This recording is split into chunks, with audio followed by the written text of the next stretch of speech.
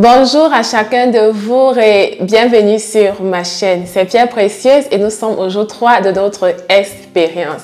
Et aujourd'hui, je vous retrouve pour parler des aliments à fuir comme le coronavirus si vous êtes hyper tendu. À tout de suite.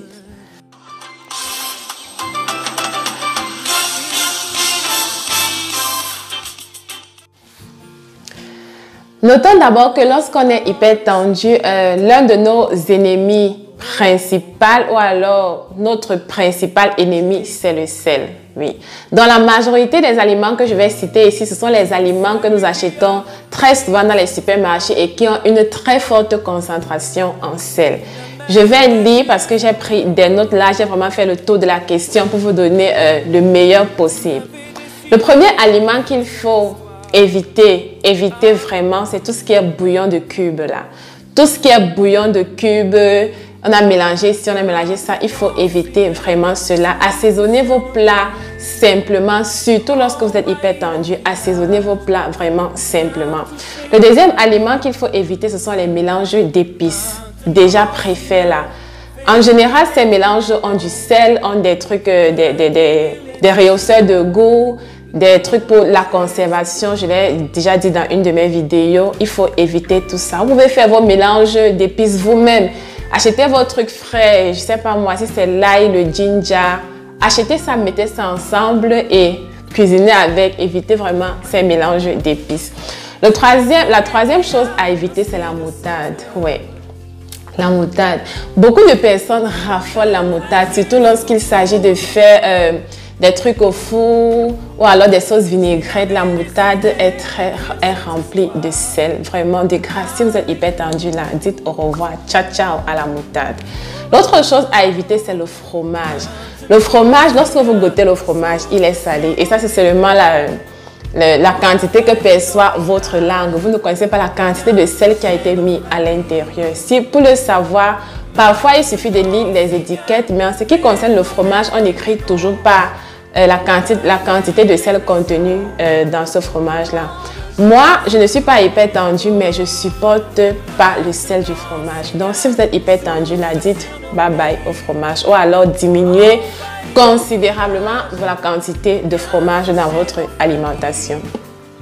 L'autre chose à éviter, c'est tout ce qui est charcuterie. Qu'est-ce que j'entends par charcuterie? C'est tout ce que parfois on achète en bordure de route là, brisé, je sais pas moi, grillé. Tout ça, il faut éviter. L'élément principal dans cette charcuterie-là, je vais dire, l'ingrédient principal en général, c'est le cube. Lorsque vous allez voir les gens qui braisent le poisson, le poulet, leur ingrédient principal, c'est le cube. Et le cube, vraiment, c'est l'ennemi principal des hypertendus. Donc, charcuterie, là, oubliez. Si vous voulez faire vos plats grillés, si vous voulez manger les plats grillés, faites-les vous-même à la maison. Là, c'est encore un peu acceptable et vous allez mesurer quand même ce que vous mettez à l'intérieur. Tout ce qui est aliments fumés, poulet fumé, poisson fumé, viande fumée, évitez ça.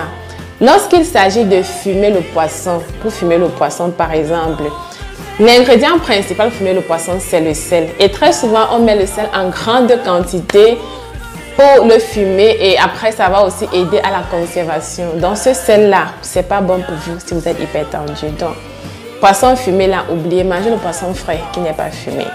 L'autre aliment, c'est tout ce qui est conserve de légumes et de poissons.